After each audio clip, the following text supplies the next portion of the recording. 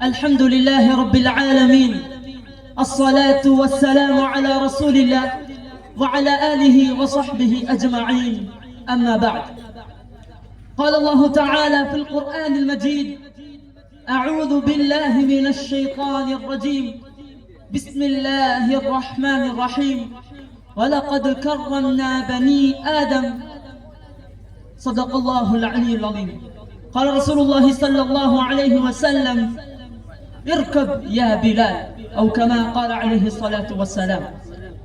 മനോഹാരിതകൾ നിറഞ്ഞ കലാവൈഭവങ്ങളെ സമന്വയിപ്പിച്ച് സുന്ദര സുഹൃതമാക്കിയ ഈ തനാഫസിന്റെ വേദിയിൽ സന്നിധരായിരിക്കുന്ന സമാദരണീയരായ ഉസ്താദുമാരെ, വിധികർത്താക്കളെ, സ്നേഹനിധികളായ സഹപാഠി സുഹൃത്തുക്കളെ, സഹോദരി സഹോദരന്മാരെ, അസ്സലാമു അലൈക്കും വറഹ്മത്തുള്ളാഹി വബറകാതുഹു.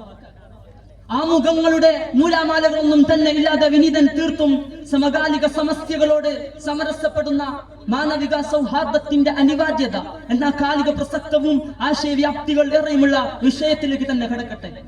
അടിസ്ഥാനപരമായി പുരോഗമനത്തിന്റെ പടവുകൾ പലതും താണ്ടി എന്ന് നാം വാദിക്കുമ്പോഴും ലോകത്തിന്റെ അഷ്ടദിക്കുകളിൽ ബീഭത്സമായി കൊണ്ടിരിക്കുന്ന കൊലപാതകങ്ങളിലും വിദേശ പ്രചാരണങ്ങളിലും യുദ്ധങ്ങളിലും നട്ടം തിരിയുന്നവർക്കിടയിൽ നിന്നുള്ള നിരപരാധികളുടെ രോദനങ്ങളും കുറ്റവാളികളുടെ ഘോര അട്ടഹാസങ്ങളും നമ്മെ നിരന്തരം അലോത്സരപ്പെടുത്തിക്കൊണ്ടിരിക്കുകയാണ്. നമ്മുടെ സൗഹൃദ അന്തരീക്ഷത്തെ മുച്ചൂടും നശിപ്പിക്കും വിധം വർഗീയ കോമരങ്ങൾ നൃത്തതാണ്ഡവം ആടുകയും ചെയ്യുന്ന സമയത്ത്, പ്രത്യേകിച്ച് ലോകരാഷ്ട്രങ്ങൾ സൗഹാർദ്ദത്തിന് വേണ്ടി ദാഹിച്ചു കൊണ്ടിരിക്കുന്ന ഒരു അവസ്ഥയാണ് നാം കണ്ടുകൊണ്ടിരിക്കുന്നത്. മാനവ സൗഹാർദ്ദത്തെ കുറിച്ച് നാം സംസാരിക്കുമ്പോൾ നാം മനസ്സിലാക്കേണ്ടത് വ്യത്യസ്ത ചിന്താധാരകളാലും ആശയങ്ങളാലും പ്രതിനിധി ഭവിക്കുന്നവരും വിഭിന്ന പ്രത്യയശാസ്ത്രങ്ങളുടെ പ്രയോക്താക്കളും വാക്താക്കളും ഉൾക്കൊള്ളുന്ന ഈ പ്രപഞ്ചത്തിന്റെ സ്ഥായിഭാവം അതിന്റെ വൈവിധ്യമാണ്. മനുഷ്യന്റെ മനസ്സിന്റെ ഉള്ളറകളെ വികസനമാക്കേണ്ട വർത്തമാന സാഹചര്യമാണ് നമുക്ക് മുമ്പിലുള്ളത്. എന്നാൽ നമ്മുടെ സ്ഥിതി എന്താണ്? നമ്മുടെ സ്ഥിതി എന്താണ്? മനുഷ്യന്മാരുടെ സ്ഥിതി എന്താണ്? ഒരാൾക്ക് മറ്റൊരാളെ കാണാൻ സാധിക്കാത്ത വിധം വർഗീയതയുടെ കുറ്റൻ മതിലുകൾ ഉയർന്നു വരുന്നു. മതത്തിന്റെയും പ്രത്യയശാസ്ത്രത്തിന്റെയും വർണ്ണവർഗ പ്രമാണിതത്തിന്റെയും പേരിൽ മനുഷ്യൻ പരസ്പരം വെറുപ്പും ബഹിസ്ഫുരണമായി കഴിയുന്ന സാഹചര്യമാണ് നമുക്ക് മുമ്പിലുള്ളത്. നാം അധിവസിക്കുന്ന ഇന്ത്യ മഹാരാജ്യത്തിന്റെ മകുടത്തിൽ കൊത്തിവെക്കപ്പെട്ട ഒരു ശ്ലോകമുണ്ട്: അയം നിജ കരോവേദി ഗണനാം ലഘുചേതസാം ഉദാരചരിതനാം തുസുദൈവ കുടുംബകം. ഞാൻ മാത്രമാണ് എന്ന ചിന്താധാരയോടെ ജീവിക്കുന്നവന്റെ മനസ്സ് വളരെ ചെറുതാണ്. ഉദാര മനസ്സിനുടമകൾക്ക് ഈ ഭൂമിയാണ് കുടുംബകം എന്ന സ്നേഹത്തിന്റെയും സൗഹാർദ്ദത്തിന്റെയും അർത്ഥം ജനിപ്പിക്കുന്ന കാവ്യവാക്യമാണിത്. എന്നാൽ ഇന്നത്തെ നമ്മുടെ ഇന്ത്യയുടെ സാഹചര്യവുമായി ഇതിനെ കൂട്ടി വായിക്കുമ്പോൾ ഏതൊരു ഇന്ത്യക്കാരനെയും ആശങ്കയിലാഴ്ത്തുകയാണ്. എനിക്കൊണ്ടൊരിന്ത്യ, എന്റേതല്ലാതായി കൊണ്ടിരിക്കുന്ന ഒരിന്ത്യ എന്ന പുതിയ കവിയുടെ വർത്തമാനമാണ് ഇന്ന് കൂടുതൽ പ്രസക്തമായി കൊണ്ടിരിക്കുന്നത്. എത്ര സംസ്കാരങ്ങളുടെ സങ്കരണമായ സംസ്കൃതിയുടെ പെറ്റമ്മയും സ്വച്ഛന്തമായ പ്രകൃതി രമണീയതയുടെ പൊറ്റമ്മയുമാണ് നമ്മുടെ ഭാരതം. ആർഷഭാരത സംസ്കാരത്തിന്റെയും ആയുർവേദത്തിന്റെയും ശ്രീകോവിലായിരിക്കുന്ന തരുണീമണിയായ മഹിതമായ പാരമ്പര്യമുള്ള രാജ്യമാണിത്. The greatest secularist democracy of the world എന്ന ലേബലിൽ യുണൈറ്റഡ് നാഷന്റെ മുമ്പിൽ പോലും ചേരാനയം സ്വീകരിച്ച സമയത്തെ മറ്റുള്ള രാജ്യത്തിന്റെ അരമനയിൽ വിരാജിക്കുന്ന തമ്പുരാക്കൻ പോലും അതിശയം കൊണ്ട് അഭിപ്രായ പ്രകടനം നടത്തപ്പെട്ട രാജ്യമാണിത്. ഈ രാജ്യത്തെ പറ്റി, ഈ ഭാരതത്തെ പറ്റി അല്ലാമ ഇഖ്ബാൽ പാടുകയാണ്: മദ്ഹബ് നഹീ സിക്കാതാ ബസ് നൈൻ ബൈർ രഖതാ ഹിന്ദു ഹേ ഹം വതൻ ഹേ ഹിന്ദു സിതാൻ ഹമാരാ. അല്ലാമ ഇഖ്ബാൽ പറയുന്നത് ഈ രാജ്യത്തെ മതങ്ങൾ നമ്മെ പരസ്പരം അടിപിടി കൂടാൻ പ്രേരിപ്പിക്കുന്നില്ല എന്നാണ്. മഹാനായ ഇമാം ബുഖാരിയിൽ ജനിച്ച മനുഷ്യനായതുകൊണ്ട് മഹാനായ ഇമാം ബുഖാരിക്ക് ബുഖാരി എന്ന നാമകരണം നൽകപ്പെട്ടതുപോലെ നാം ഇന്ത്യയിൽ ജനിച്ചത് കാരണം നാം ഹിന്ദിയാണ്. ഈ പാരമ്പര്യത്തിന്റെ മുഖ്യധാരയിൽ ഉദിച്ചു വന്ന ആശയങ്ങളെ പാടെ നിരാകരിച്ചു കൊണ്ടിരിക്കുകയും അതിശാധിപത്യത്തിന്റെ അരമനിൽ മേലിക്കൊണ്ടിരിക്കുന്ന ആളുകൾ ഈ രാജ്യത്തെ, ഈ സൗഹൃദ രാജ്യത്തെ ഒഴുങ്ങിക്കൊണ്ടിരിക്കുകയും ചെയ്യുന്ന ഒരു അവസ്ഥയാണ് നാം നിരന്തരം ദർശിച്ചുകൊണ്ടിരിക്കുന്നത്.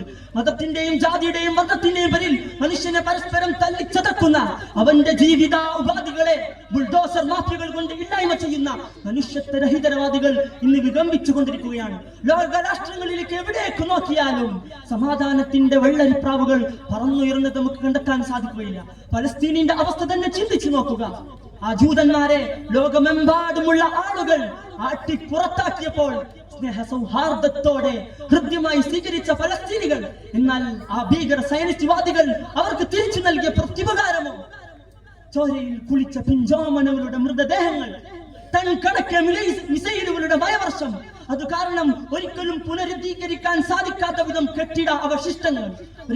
ഒരു കവി പാടുകയാണ്, ലോകമേ കാണുന്നില്ല ഈ കുരുതികളൊന്നും, സ്നേഹ സൗഹൃദത്തിന് നൽകിയ പ്രത്യുപകാരമോ നീ കാണുന്നതൊക്കെയും. ഇങ്ങനെ അധികാര മേധാവിത്വത്തെ മറക്കുറപ്പിക്കാനും പൗരന്മാരെ ചൊൽപ്പടിക്ക് നിർത്താനും അവരുടെ അവകാശങ്ങളെ ഉൾക്കണമാക്കുന്നതിനും സാമ്രാജ്യത്വം യുദ്ധത്തെ ഉപയോഗപ്പെടുത്തുന്ന മലീനസമായ കാഴ്ചയാണ് നാം നിരന്തരം ദർശിച്ചു കൊണ്ടിരിക്കുന്നത്. ഇങ്ങനെ യാതൊരുവിധ മാനുഷിക മൂല്യങ്ങളും മനുഷ്യത്വ നന്മകളും തൊടാത്ത വിധം അധംപതനത്തിന്റെ അഗാധഘട്ടത്തിലേക്ക് ആണ്ടുപോവുകയും ചെയ്യുന്ന സമൂഹമായി മാറുകയും ചെയ്യുമ്പോൾ മനുഷ്യനേക്കാൾ മനുഷ്യേതര ജീവികൾക്ക് പവിത്രീകരണം കൊടുക്കുമ്പോഴാണ് ഇസ്ലാമിന്റെ പ്രസക്തി ഇവിടെ ഉയർന്നു നിൽക്കുന്നത്. എന്ന അധ്യാപനത്തിലൂടെ മനുഷ്യന്റെ പവിത്രീകരണത്തിന്റെ ഔന്നിത്യത്തെ കുറിച്ച് പറയാനാണ് ഖുർആൻ ശ്രദ്ധിച്ചതെന്ന് മാത്രമല്ല, ആ മനുഷ്യന്റെ ബഹുമാന്യതയെ കുറിച്ച് പറയാനും കൂടിയാണ് പുണ്യ റസൂൽ സല്ലല്ലാഹു അലൈഹി വസല്ലമ കടന്നു വന്നതെന്ന് ചരിത്രം നമ്മെ പഠിപ്പിക്കുന്നുണ്ട്. അബൂദർ ഗിഫാരി റളിയല്ലാഹു അൻഹു തന്നെ കറുത്തവകളുടെ മകനെ എന്ന് വിളിച്ച് അപമാനിതനാക്കുന്ന പരാതിയുമായി ബിലാൽ റളിയല്ലാഹു അൻഹു നബി സല്ലല്ലാഹു അലൈഹി വസല്ലമയുടെ അടുക്കലേക്ക് കടന്നു ചെന്നപ്പോൾ തുർബാലത കൊണ്ട് കവചം തീർത്ത് മക്കയിലെ പൗര പ്രമാണികളെ കാഴ്ചക്കാരാക്കി നിർത്തി. ഇർഖബ് യാ ബിലാൽ, കയറു ബിലാൽ എന്ന് പറഞ്ഞുകൊണ്ട് മക്കയിലെ സ്വകാര്യ അഹന്തതയുടെ മകുടോദാഹരണമായിരുന്ന കഅബാലയത്തിന്റെ മുകളിലേക്ക് കയറ്റി ഏറ്റവും വലിയ നേതൃസ്ഥാനം നൽകി അനുഗ്രഹിക്കുകയുണ്ടായി ഇസ്ലാം.